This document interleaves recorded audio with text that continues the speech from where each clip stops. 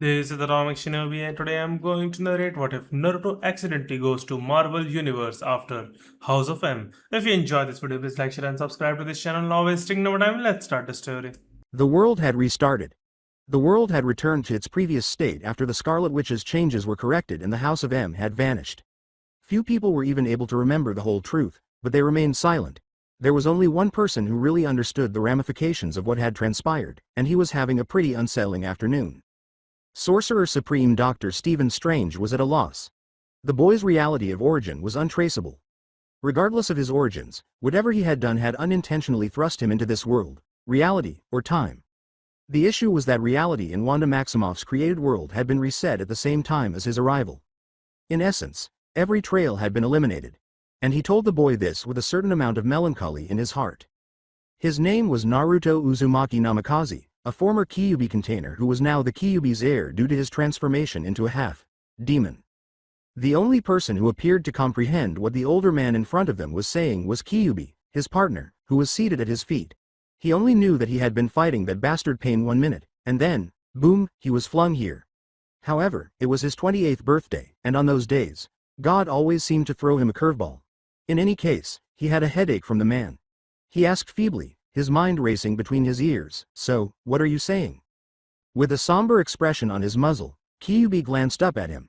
The simple version, "We're boned. He doesn't know where we're from, and I don't know where we are. So, again, we're boned." Naruto resisted the growing impulse to punt the smartass kitsune as a tick developed. Oh well, so much for being Hokage. Hell, we could be in the future. So Konoha might be rubble. He muttered sadly, picturing the ruling deity having a desk with 2 buttons that said, Armageddon, and screw over Naruto. The person referring to himself as Dr. Strange gave him a pitying look in return. "I am truly sorry." Naruto shrugged and returned to his typical gait. "It's all right, Doc. I'm a ninja after all. I'll adapt," he said. I don't suppose you could explain to me the workings of this world. If I'm gonna stay here, I'll need to find a place to stay and a source of income to pay for said residence as well as food for Fleabait over here," he said, giving the irritated fox a paw. I tried to rip into the blonde's hand and yelled, "Fleabait, I'll kill you," but was restrained by the collar of his neck. The comment, "Behave, or I won't let you have any rabbits," left the fox silent and with a contemplative sparkle in his eyes. Examining the two closely, Dr. Strange considered his options. "If you are truly in need, you may stay here for as long as you wish, or until you get yourself settled in this world." With a huge sigh of relief, Naruto thanked individual. "As for a job, I'm unsure of what your qualifications are. If you were indeed a shinobi, there are many professions in the field of professional physical training. Considering your demeanor, you could probably make a fairly decent school gym coach, but those are only the professions I can think of offhand. Then again, if what you've told me is true, you would make a fine private detective." "A private detective? What's that?" He then spent the following few months living with Wong and Dr. Strange in the sanctum. For once, there was someone else in the building with a constant sense of humor, and Wong appeared to find the antics between the young man and his fox amusing. He frequently suggested that Kyuubi and Naruto write down their stories after hearing them. He was a hybrid, half-demon, but neither of the men seemed to mind. It was kind of nice, but it shocked him to no end. In fact, he had begun acting like the doc during the day, had proposed and was launching a private investigation firm. Regretfully, even though everything was going smoothly, leaving the house seemed like a unique adventure. As he left the sanctum sanctorum, the pungent stench in the air almost made him scream in agony. The bald up Han Yu was dragged back into the sanctum's shelter by Wong, who had succeeded in reaching him. After a while, he was well enough to give an explanation. The terrible stench of the contaminated air in Manhattan had overwhelmed his senses, despite their strength. To even get him to come to the door again, Kyuubi had to teach him how to dull his senses. He felt sick every time he thought about hot dogs after his first day on the town, and he never even wanted to see one again. Even though business was slow, the agency was finally operational after his 3rd month. He was astounded by the so-called superheroes that were everywhere when he first began to develop his research into this world in order to better understand his clients. The existence of creatures with such powers here was astounding. It makes sense that Strange and Wong hadn't been overly shocked by him. They had most likely witnessed it all before. He was currently handling a case for a small business owner who thought some of his employees were engaging in unlawful activity through his shipping company. After accepting the case, he started patrolling the shipping area and going through the personnel files he had taken from the main office. Though there wasn't much going on, he had developed the ability to see things that others would miss. For instance, a spotless record. He had not seen anything like that, particularly in this city. He hit the proverbial mother lode on the third night. A shipping container with a rather peculiar smell came off a ship. After more investigation, he discovered that the container was occupied by migrant laborers, and fortunately, they spoke a language that was similar to his own, albeit with a different dialect. So far as he could tell, they were being brought into the country and sold as little more than slaves on what was known as the black market. He had only seen such a thing once, in the elemental countries, but even here it was a sickening sight. After obtaining all the evidence he required, he dispatched a shadow clone to deliver the digital images to his employer with the straightforward directive: send several ambulances. When the police arrived on the scene, they discovered the immigrant workers wandering around with the workers nowhere to be seen. With some difficulty translating, the people pointed up when asked where they were. The employees who had participated in the smuggling were fastened to the roof of the loading dock. They were secured to the roof by thick metal beams that were bent around them. An unidentified hero would have discovered the terrible things occurring at the company and reported them in the newspaper. The owner was just relieved that it had been stopped and that he had the evidence to keep his business out of trouble. Other than that, it was nothing but months of lost pets and cheating spouses. At last, he had reached his limit. He growled and set down the meditation book he had borrowed from Wong. "That's it, I've had it. I swear if I don't do something I'm gonna go nuts," he told. Even though it didn't discuss chakra, the reading was quite educational despite being rather dry. After putting on some clothes and covering his nose with a cloth mask, he left his room. He moved to the kitchen door in the back and closed the door to his room as quietly as he could. "It's rather late to be going out," he said, placing his hand on the knob. He was so quiet that he swore Wong might have been in Anbu. He turned to see the older Asian man with a cup in his hand sitting at the table. "Back in Konoha, ninja are very active. Right now, I have so much energy I feel like I'm going to burst. I'm just gonna go for a rooftop run across town." Wong gave him a questioning look and then nodded, acknowledging his justification. "I shall leave the door unlocked then. In New York, most people would consider that to be a bad idea." Even Naruto, however, was aware that nobody would dare enter the sanctum sanctorium without permission. He didn't think anyone could get in without permission. He gave the man a curt bow and walked out, shutting the door behind him. Wong shook his head and sighed. "Young people, so much energy." Kyubi snorted, "You're tellin' me," and leapt up on the table. The fox asked, drooling at the thought of bacon, "Is it too early for breakfast?" Yes, with Naruto. What he needed was this. The wind rushing through his hair and the moon resting on his back. He was bobbing and weaving as he cleared rooftops at a breakneck pace. Depending on the situation, he would alternate between running on 2 feet and bouncing around on all fours. He recognized the street, 31st and Main, he thought. He jumped off the roof, enjoying the freefall as he fell over a dozen stories. He reached out and grabbed a flagpole that was outstretched. He swung himself from the pole to a nearby roof, and the pole bent and then sprung back using the momentum of his fall. God, he ought to do this more frequently. He had been gradually going insane for the past few months, doing little but work. In order to preserve what little sanity he still had, he would need to start doing this more frequently. He was only a dark blur to anyone who had the remotest chance of seeing him. The black blur a few hundred meters behind him would also go unnoticed. He thought, "Looks like someone's following me." With a sudden burst of energy, he leapt high, soaring through the air and landing 2 buildings away on the roof of an apartment building. He cut loose, sensing that his tail was still after him. "Oh, okay then. Let's see how good you really are."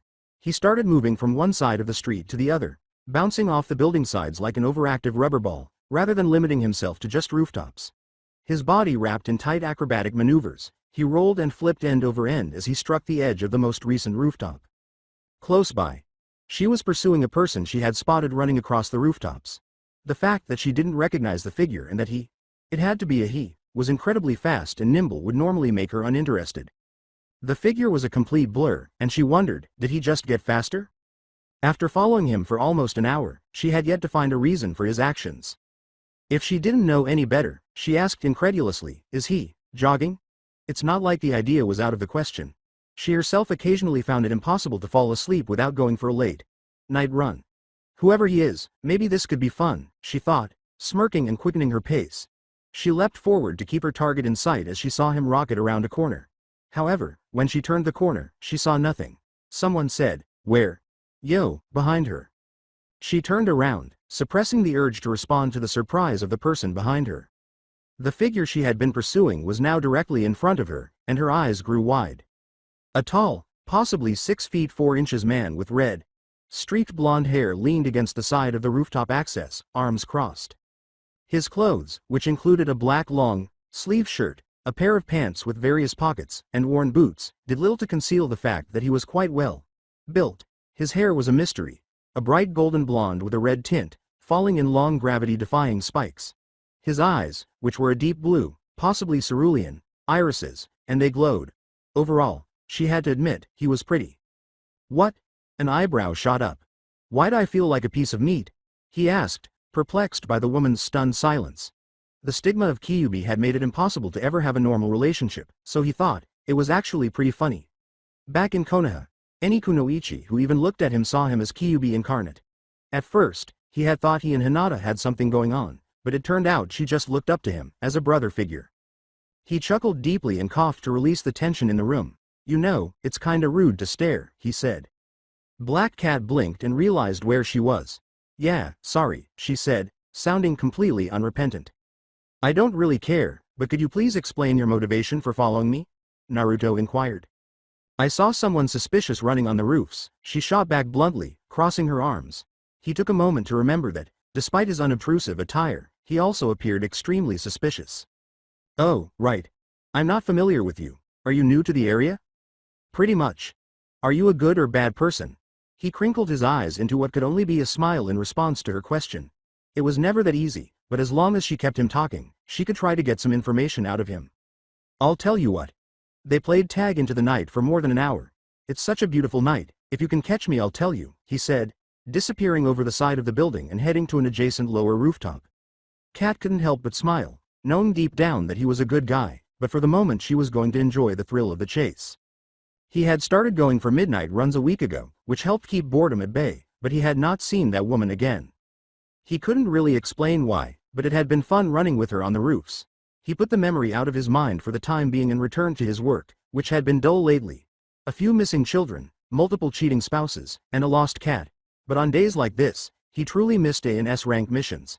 To make matters worse, he was avoiding these scouts for another detective agency, and they were becoming rather annoying. He had left the sanctum, but he would occasionally return, if only to chat with Wong when the doc wasn't there. The apartment above his office wasn't particularly nice, but he'd lived in worse conditions for the majority of his life, so it wasn't too difficult for him to get by. Nevertheless, he did some work to make it nice, another task motivated by boredom, even though he didn't spend much time there because he only slept for 3 or 4 hours every night. It was the blessing and the curse of being half demon. Oddly enough, Kyuubi chose to sleep in the sun for whole days. However, he had just returned from an exciting run across the Hudson River, where he had to rescue some foolish people who had gotten intoxicated on their boat so they wouldn't drown.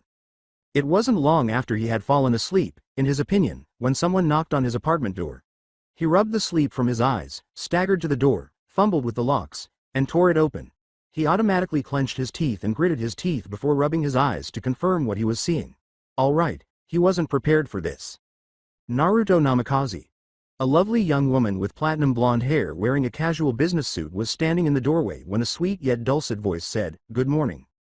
I apologize, but am I familiar with you? He questioned blearily. Not just yet. I'm Felicia Hardy, and I work for a big company that conducts covert research for other companies. Oh, you're one of them. He shook his head and blinked owlishly. I'm sorry, but I like the private sector. In actuality, I'm not a scout. At the agency, I am one of the partners. Do you enjoy having a small caseload? She asked. That struck him hard. It was true that there were a lot more cases to choose from in a larger, more corporate setting than what he'd been doing, but the issue was that they tended to ask too many questions. How could he explain where or when he was from? Felicia's P.O.V. There had been word recently about a new private detective in the city. More astonishing was his record of success. The rare few cases that were difficult had been completed easily and with professionalism. And that was what caught the eyes of the agency she worked for. It was a well-funded detective agency that worked for several law firms. And they were good, they were very good. As far as careers went, it was at least a challenge, which was why she'd taken the job. And now this new guy had been caught in their radar, and with his successes, they wanted to see if he would join. Unfortunately, he'd seemed to evade their scouts with practiced ease. And it had reached the point where more drastic steps were needed to make contact. Hence, the 4:30 a.m. wake-up call she'd just given him. though she had to admit, while there were no pictures of him, she hadn't expected someone so good-looking. For a brief second, when he'd first opened the door, she thought she'd seen his eyes shift, the pupils slitting, but only for a second, and she shook it off as being a trick of the morning light. He was in only a pair of pajama bottoms and apparently chose to sleep shirtless as she privately ogled his toned upper body. Instead of working exclusively for the elite, I would prefer to handle a small caseload. The rules are different on the street, he replied, crossing his arms over his chest. They're fluid, ever changing, and dangerous, just the way I like them. The world was so much more tame, working cases for lawyers and law firms, and the majority of her cases involved no fighting or creativity, just sneaking around extremely secure areas where the slightest detail was already planned out. He was right, on the street, things were much more spontaneous, and she doubted there was anything she could say that would change his mind. That's a no, then? Absolutely. With a Cheshire smile, she replied, for now, at least, and closed the door behind her as she left. Time for a cold shower, he muttered to himself as he walked the short distance to his bathroom, ignoring Kyubi's taunts. In retaliation, he threw a folded towel, knocking the unruly dog from where he lay on the chest of drawers. It didn't help that foxes, like the very fox that was now part of him, were naturally promiscuous, and this, Felicia Hardy, as she called herself, was freaking hot. Later that night, he closed the door behind him, locked the various locks, took off his pants and button-down shirt, and changed into more durable clothing from a chest at the foot of the bed. Since it was a fairly warm night, he opted for a short, sleeved shirt rather than the longer, sleeved one he usually wore. After making sure no one was watching, he leapt out the window like he had been shot from a cannon, covering the entire distance in one quick leap, grinning under his mask, and mentally challenged himself to see how quickly he could get across the city. His mind sighed, better, as he lay down on the rustic stone gargoyle that extended from the enormous skyscraper. If he weren't so concerned about being noticed, he would spend the entire night there because the night air was barely cold, but his eyelids started to drop as the wind ruffled his red-tinted hair. He felt so free up here, and it was almost putting him to sleep. He cracked open an eye to see a familiar white-haired beauty leaning against the side of the building. Hey there, handsome, a familiar silky voice said. When he opened his eyes, he saw the attractive blonde bending over him, admiring her amazing cleavage while her bust struggled against her suit. You know, you still haven't given me your name even after I told you mine. Come on, help a girl out, she said, trying not to smile as she pouted amusedly. Who knows? He couldn't resist leaving that final little jab, which he had learned from Kakashi, and she gave a little hiss, crossing her arms in playful annoyance. This was part of a pattern between them. Both were free spirits who detested being restrained and held down, and as a result, they had a less than serious attitude toward almost everything.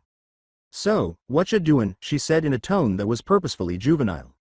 I suppose the better question is what do you want to do, he said with a frustrated sigh. Her smile turned into a cheeky one.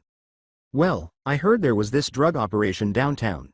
He shot her a light glare in return, saying, and you want me to back you up? I thought you didn't know if I was a good guy or not. She gave him a rueful smile in return, saying, you don't need to be a good guy to beat the crap out of really bad guys. She was aware that, like her, he was in the gray area of heroes. Good in nature but not subject to the rules, and that, like her, he got bored easily. Well, if you don't want to, I guess you could just stay right here and do nothing for the rest of the... Before she could finish, he was standing up. Should we? She couldn't help but smirk as they flew across the rooftops. Yeah, smart, tall, strong, handsome, and I can wrap him around my little finger, he said with a fresh sense of energy. He's flawless, she reflected. Afterwards, was that truly required? He fired at me, she objected. And you felt it was necessary to tie him up and hang him from the rafters, naked.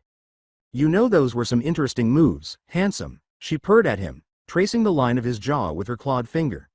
As she had hoped, he was thrown off his game by such an approach, his eyes widening in surprise. Instead of responding to his statement, she chose to enter his personal space. Someone seems a bit hot under the collar, huh?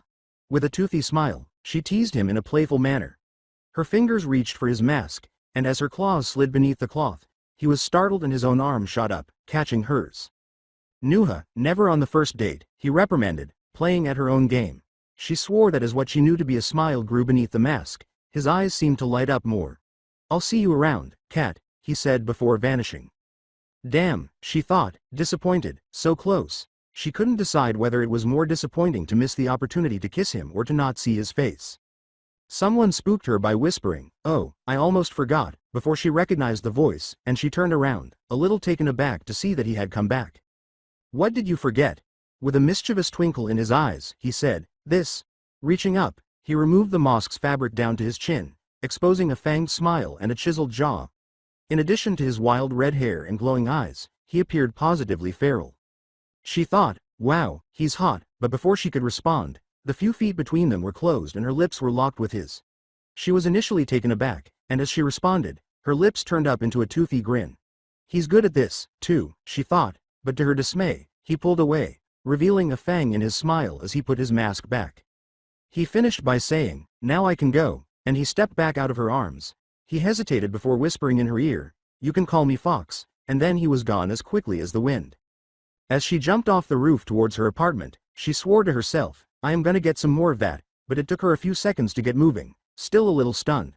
"Fox, huh?" She smiled and whispered. He shut the window behind him as he returned to his apartment. "You smell," a Kyuubi who appeared to be awake said in a whisper from his place on the bed. "Busy night," said Naruto. "You smell of a female," he said, cracking an eye, making the blonde falter in his wake once more. He replied, "I met Cat again," as he made his way to the tiny shower. The demon fox said, "Ah, I see the attraction," then, with an air of amusement. After taking a shower for a few minutes, Naruto dried off and looked up at the fox, asking, "What does that mean?" "Dangerous, sexy, a tease, strong and crafty," said Kyuubi, shaking his head. "She is not so much a cat as a fox. Additionally, she is the only woman you truly engage with." "Untrue. I spoke with the girl from Starbucks, but you didn't pursue a relationship. Cat can keep up with you, which, in your mind, makes her available." Naruto remained silent and pushed the fox over as he crawled under the covers. "And she's got a nice ass." Naruto moaned. It was true that he hadn't tried for a date. One of the most important lessons Jiraiya had taught him was that he needed to have an ear in all circles for an effective information network, so he didn't really think about that woman, Felicia Hardy, for a few weeks. Then, obnoxious enough, he got an invitation to a charity gala event from a happy client, and they paid him with the tickets. He would have preferred cash, but he couldn't refuse. Fuck, he would have to get a tux. Oh well, at least it wasn't all bad. The drawback was that he would be around the Hyuga, which are essentially rich snobs. At least the music's not too bad, he muttered to himself. God, he felt so out of place in this monkey suit. He was relieved to have the kunai in his shoe, though it wouldn't have made a difference because, with his jutsus and demonic powers, a kunai was just a toy. Nevertheless, the familiar metal felt good in his hands. After carrying the weapons for so long, he felt practically naked without one. As he walked back to the bar, he asked for the strongest drink they had, vodka, but it didn't affect him. This was official. Wait, he recognized that arrogant tone. Well, don't you look out of place? He turned and his thoughts of the evening fell even lower. Felicia Hardy. It's never been my habit to mingle with the wealthy, he replied with ease. She was wearing a low-cut, sheer dress that must have been illegal in this country, and he had to concentrate above her neckline, the thin fabric adorning every curve of her body. Still, information flows freely at these sort of gatherings. She would at least be a diversion from the hell he was in right now. How did you enter, then? You mentioned that you avoid interacting with this crowd. Client. She grinned toothily as he replied, had the tickets and he decided to barter. Yes, well, that's the wonderful thing about the people I work for, they pay in cash. That was a good shot. We all do what makes us happy, he said, grinning, or what we're best at, he clarified. True, she said, sipping her champagne, but would you give me the benefit of a dance? As the music changed to a tango, she said, that is if you can. He appeared unsure, but her next words made him more determined. Ooh, a challenge. His eyes briefly lit up with laughter. Shall we? With a sly smile that sent chills down her spine and the spines of any woman caught on the edge, he asked. He took her hand, put the other around her waist, and drew her in close. Before long, their movements matched the turbulent beat of the music, and as the dance quickened, so did their individual heartbeats.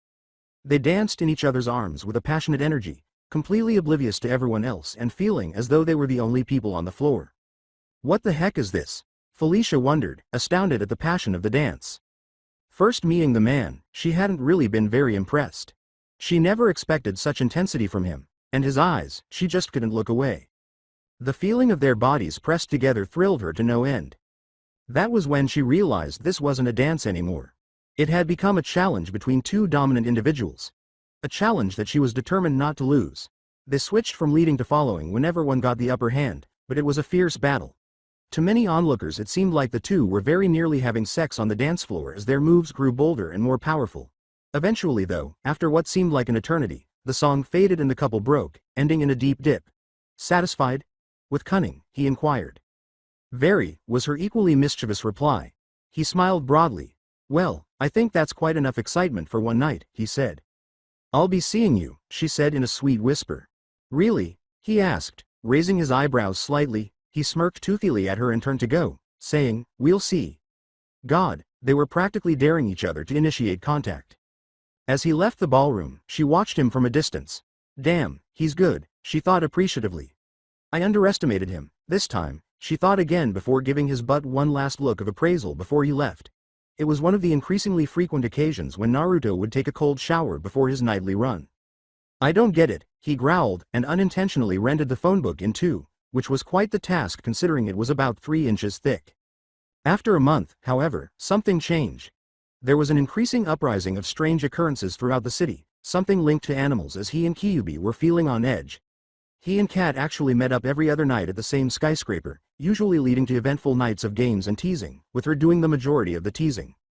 Because Kyuubi was much older and more seasoned than him, he was performing much better. Whatever's going on, it seems to be drawing out the primal natures in animals. And not only in animals, but also in humans. What are you saying? He returned the growl. Come on kid, I know what you're feeling because I feel it too, Kyuubi sighed. Don't worry, it's just a few more hours until dark, and then you can burn off all that energy, as long as you behave. Naruto groaned impatiently, his claws biting into the armrest of his chair. Bloodlust, excitement, everything, the difference is I'm old enough to handle these urges. Naruto's logical side couldn't deny that made a lot of sense. He had shut down the business for the day when he was unable to change his eyes from their slit appearance, nor his currently red, blonde hair.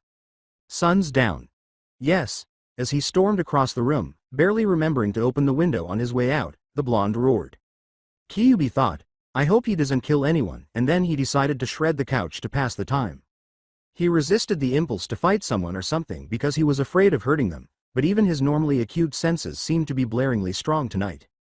He paused when he noticed a scent that was all too familiar. Cat? Unaware that he had changed his course, he thought, and eventually located her. Is that a lizard man, huh? A pair of lizard men? Huh, thought I'd seen everything, he thought to himself as he briefly regained consciousness. However, there seemed to be a lot of different kinds in this world. She's kicking its ass, damn it, wait a minute, he recognized the expression in her eyes as one that people share when they give in to their bloodlust. In fact, he had worn it for years when Kyuubi's power would overwhelm him. Oh crap, she's lost it, he whispered, and rushed toward her. She was tackled away and forcibly restrained just as her foot struck the lizard's jaw, knocking him off the roof. Spider-Man, unable to stop the lizard before he hit the pavement, turned on Kat and the person holding her. Simple. Kat, please calm down. Without releasing his grip on her arms, Naruto whispered, it's me. She faltered in her struggle and calmed down when she heard his voice. Fox. That's my name, he cheerfully replied. With a bloody Spider-Man limping toward them while attempting to stay upright, he joked, hey, Mr. Masked Ninja Guy, how's about you let the pretty kitty go? He let her go after saying, now that she's calmed down, sure, followed by, so, anyone want to tell me what the fuck is? Oh my god. The elderly couple shouted from the vicinity of the smaller lizard that had been shot. The smaller lizard had vanished, and Spider-Man, who was instantly identified as William Connors, son of Kurt Connors, the lizard, and who was bleeding to death from a gunshot wound, had taken its place. Spider-Man was pale under his mask. Don't we need to help him? Ignoring the chattering locals, Naruto proposed. I know where we can take him, Spider-Man said, gathering the boy in his arms and making his way as quickly as possible. Naruto, Fox, and Black Cat briefly exchanged glances before trailing behind. Read. As they barged in on the two married members of the Fantastic Four, Naruto heard Spider-Man yell. He wondered why they didn't go to the hospital right away, but he assumed it was some sort of science thing or something. However, based on the way he was reacting to the boy, Naruto would assume that Spider-Man knew the boy. The two New York heroes had been racing on nothing but adrenaline. He could see that they were exhausted, and it was during these moments that he praised his own high stamina. He muttered to himself, wow, never thought I'd ever meet them, as Reed Richards, also known as Mr. Fantastic, led them to a lab where he had the red and blue hero place the young boy in a chamber that almost instantly filled with a clear liquid. Naruto briefly noticed that the husband and wife were dressed rather nicely. Oh, they'd been planning to go out for the night. Ouch. He and Kat stood back while Spider-Man, standing next to Reed, started recounting the events of the night. I'm sorry, but who are you? When Naruto heard it, he turned to see that Mrs. Richards, or, he remembered, Susan, had asked the question. Oh, me? No one is unique. Just your average normal guy, that's all, he said naively, grinning behind his mask. Kat's mood improved, and she couldn't help but snort in private amusement at that excuse. That incredibly weak and foolish one. Somehow I doubt that, the lone female Fantastic Four member shot back, raising an eyebrow at him. 5 minutes later, Richards muttered, I just can't understand what could be causing all this, while Susan was patching Spider-Man and Kat sat quietly on an examination table. Whatever is going on, the animals were the first affected, and now. Naruto concluded, now the people who carry animalistic abilities and traits are being affected, and the 3 more intelligent individuals in the room turned to look at him. What? What makes you say that, young man? The red, blonde's statement caught Reed's attention, and he asked. It certainly made sense in terms of the connection to the animals that had already been affected by this strange phenomenon. Over the past few days, I've noticed it, something. I'm not sure what it is, just started to irritate me 2 days ago. It was only a feeling, nothing specific. And I take it that you possess animal-based abilities. Alright, let's talk about some half-truths. Something like that, was Naruto's evasive response. After giving it some thought, Reed turned to face Spider-Man and asked, have you been experiencing the same emotions? Yes. The hero nodded his head in emphasis as he responded, I feel tense and on edge lately. I agree. Agitated and hungry. Fear. Fury. Kat added uneasily, bloodlust. Like claws ripping at my insides. When Naruto said, I can't sleep, even though I have a good idea what's happening, I just don't know what's causing it, he knew he had everyone's attention. I am unable to eat. Hell, I can't even remain motionless for very long. Additionally, the instincts that I can normally control are coming to the surface. To make sure I didn't hurt anyone, I had to lock myself in my apartment this morning. With wide eyes, Reed said, so latent instincts and desires are being drawn out. If anything, he said, pausing in his contemplation. Yes. As crimson coloration intensified, Naruto's blue eyes turned purple. I feel feral. He rubbed his temples, causing the red to subside and his pupils to return to their cerulean blue hue. Interesting, Reed scowled. I want to test all 3 of you while the boy recovers. Is anyone else feeling chilly? He moaned in frustration, when this is over, I'm definitely going on a vacation, he muttered to himself. These metal beds, tables, whatever they were cold. He felt sorry for Kat, who was wearing one of those drafty hospital gowns, while he and Spider-Man had been permitted to keep their pants. Personally, he couldn't help but admire her legs. No, think neutral thoughts. He really didn't need his instincts kicking in full force, now of all times. To where? As Richards performed their blood work and the innumerable other tests, Kat asked inquisitively in an attempt to kill time. After a brief moment of contemplation, he responded, I'm thinking Tahiti. Tahiti, yeah, I know some private islands that no one lives on, he said, leaning back and resting his head on his crossed arms. I think I should just cool down for a few days. Kat ignored it, but she made a mental note to bring up Tahiti at a later time. Gah, Spider-Man yelled as he leapt into a stiff sitting position and gripped his head. How are you, Spider-Man? Reed asked, extending his body from the computer to sit next to the webslinger. The man in spandex left with hardly a reason. Naruto said out loud, I'm bored, to let everyone know that he had missed Kat leaving the lab and that it would take him a few minutes to realize she was gone. Gosh, where did she go? He mumbled, trying his best to pick her scent from all the local pollution. Barely an hour later, he found her. She appeared to be fighting, visibly, against her more primal instincts as he could see from her furrowed brow and occasional flinching. Landing lightly on the opposite end of the rooftop, he announced himself. Don't fight it, Kat, he called to her. He could see the barely restrained feral nature in her eyes as she leapt around, startled by his sudden appearance. How do you always find me so quick? I'm just that good, he shrugged and grinned beneath his mask. A frustrated, it's too much, she moaned. Avoid resisting it. The instincts become more intense the more you fight against them. You must burn them off and remove them from your system. How? She spat, practically hissing. Sighing, he dropped into a loose taijutsu stance. Come at me. She launched herself at him with her claws spread out in the moonlight without any prodding. She was faster than he was, but he allowed her to take a few blows to let her out. 3 minutes into the spar, she even managed to back him into a brick wall, which demonstrated both her skill and how much he was holding back. 5 rather deep claw marks across his upper face healed, and he felt a slight itch as he looked back at the woman across from him, her breath coming out shallow and ragged from chasing him all over the roof. Feeling better? He asked, eyes shining in a smile. She smirked back at him before launching another attack. To his surprise though, once she was close enough she snagged an arm around him. What's she? He began to wonder. Still smirking she threw him against the brick wall, following after him. Slightly dazed and confused, he found himself restrained, her hands holding his arms down. Looking confused, he saw the mirth and mischief in her eyes. Unable to use her hands, she used her tongue and teeth to grab the edge of his cloth mask and pull it down between her clenched teeth. Once it was around his chin, she looked up into his eyes with a fire blazing in her own, licking her lips in a sultry manner, before locking them onto his mouth in a savage and hungry kiss. After a fierce battle of wills, he came out the victor as he pulled his arms free from her grasp only to wrap them around her and pull her body closer. She let out a growl from their locked lips as the dominance shifted. Not really thinking at all, he switched positions and pushed her against the wall roughly, only to feel her legs wrap around his waist. Seeing something a little embarrassing, she purred huskily back at him, her arms firmly around his neck. Oh, someone's happy to see me, but she continued to grind herself against him despite the fact. In his defense, she was doing most of the work, but still, he needed to control himself because she was tempting him like the devil, her normal scent was overwhelming him, and her need was driving him crazy like nails on a chalkboard. Damn, she was fucking hot, sexy, and insatiable, and he was pulling her off his waist, putting her back on her feet, and then pulling away from her with a look of strain on his face.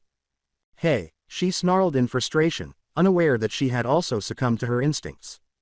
Later. We can't do this right now, he moaned, attempting to force out the vision of him screwing her against the bricks or on the roof. As if, she shot back angrily, he whispered, later, I promise, and kissed her quickly and deeply, calming her anger and making her almost melt against him. She hinted, I'll hold you to that, as well. He said, come on, we've got a lizard man to track down, and then he leapt to the closest roof. She smiled broadly, implying that she would hold him accountable. To be fair, he hadn't been expecting a rad. Man, but now that was just wrong. In the back of his mind, as they closed on their target, he had sensed the strange feeling he'd known for the last few days tingling more and more. If there was one thing Naruto knew, it was the scent of snakes, and this guy was close enough. If only they could find the lizard. Go on, Spider, we've got this, Cat called to Spider.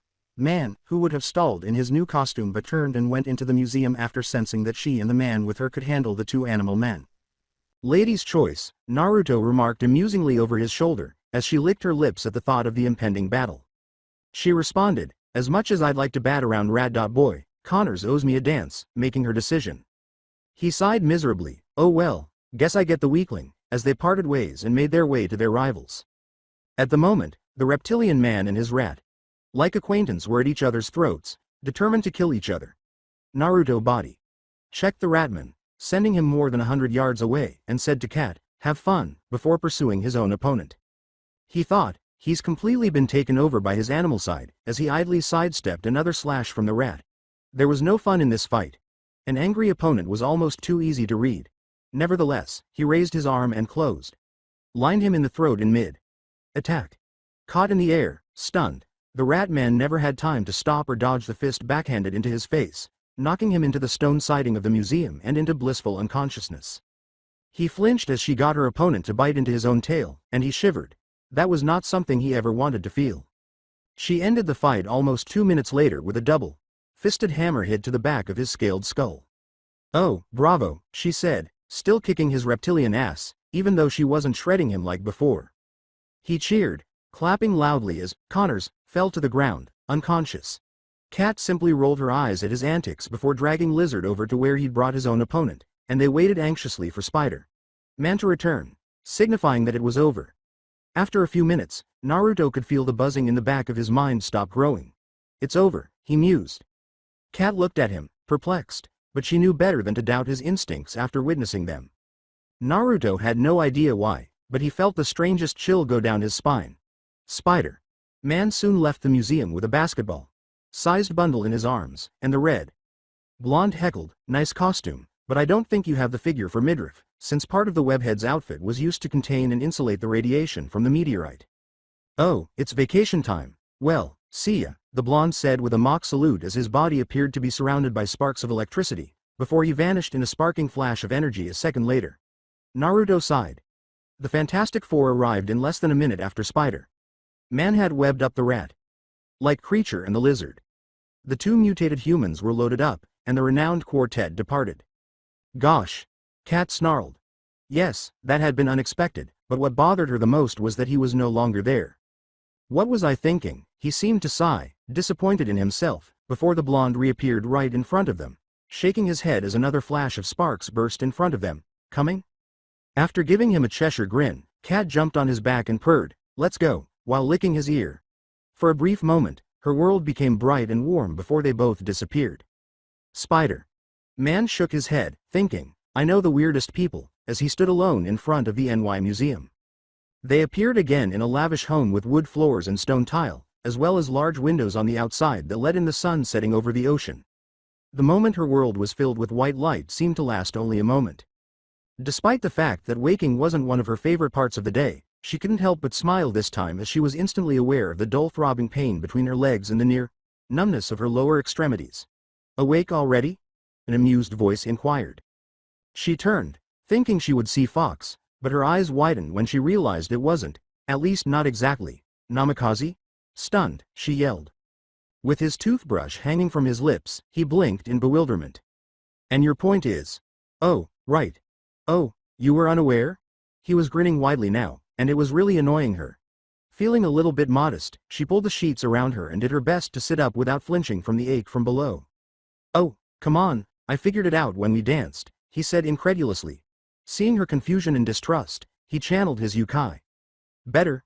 His voice deepened a hair as the power surged through him, changing his appearance, and he asked smugly. "You were aware?" "Somehow, I thought you would be more taken aback."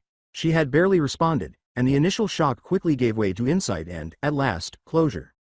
"I live in New York," she retorted. That was a good point, he thought. "Fair enough," he said, lying down on the bed beside her.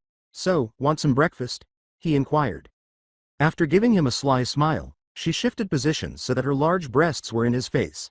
"How about dessert first?"